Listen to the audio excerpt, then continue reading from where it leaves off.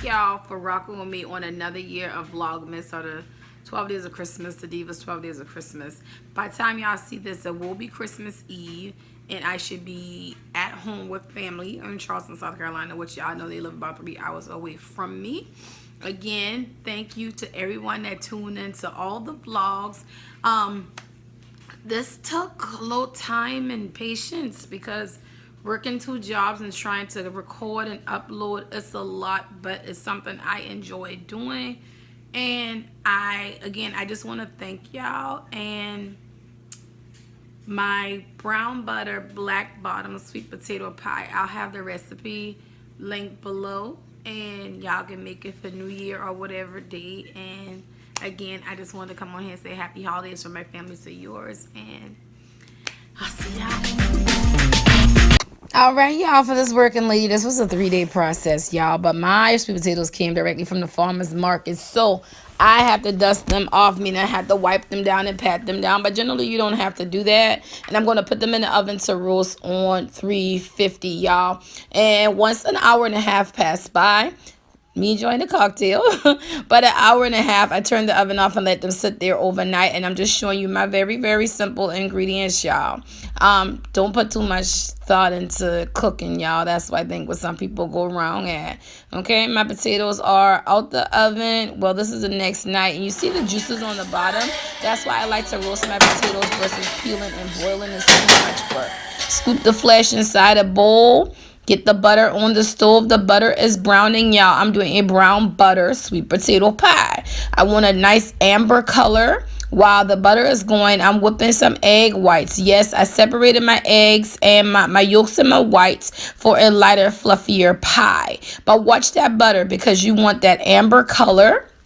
And I've already poured the butter on, and the brown butter just gives a nutty flavor, which goes great against sweet potato pecans, anything of that nature that you're baking, really. And I got the 4 yolks in there, and this is when you want to whip until you can't whip no more, y'all. So I have a tablespoon of cinnamon, a half a tablespoon of allspice, a little salt, and a cup and a half of brown sugar, tightly packed. So in this pie, you're going to get an extra zing once I add in my evaporated milk, a little extra, 3/4 cup of that to be exact. Extra sweetness is going to come from the sweetened condensed milk. It's the little secret ingredient. That way you don't have to do too much sugar, because as you see in this pie, I did not do any white sugar. No, that was not necessary because it was sweet enough, but definitely tasted to your liking.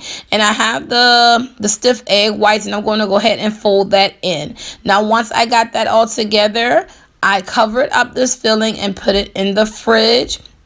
And it stayed there overnight until the next night. And I pulled everything on the counter for room temperature. That way I could taste it. I love when my seasonings marry together. Like, you have a day to do that. So the rollout pie crust is what I'm using. And I have 2 of them that I have pinched together to make for a thicker crust, a thicker, flakier crust. Not thick as in thick, but just so it can hold up to sweet potato pie standard. I don't do aluminum, therefore I don't do pre-made pie crust in that way. Now, I fluted this the best way I know how, and I layering it with some melted butter and sprinkle with brown sugar on the bottom. This is why we got the black bottom turned in the sweet potato pie, because that layer of brown sugar is going to keep your filling from soggying the crust. It's going to give a great barrier and have that hold up pretty good. So I made a cinnamon streusel topping. That's pecans, that's flour, that's brown sugar, melted butter, and we layered that on one of the pies, and voila. I kept one regular, and I kept one with the cinnamon pecan streusel topping.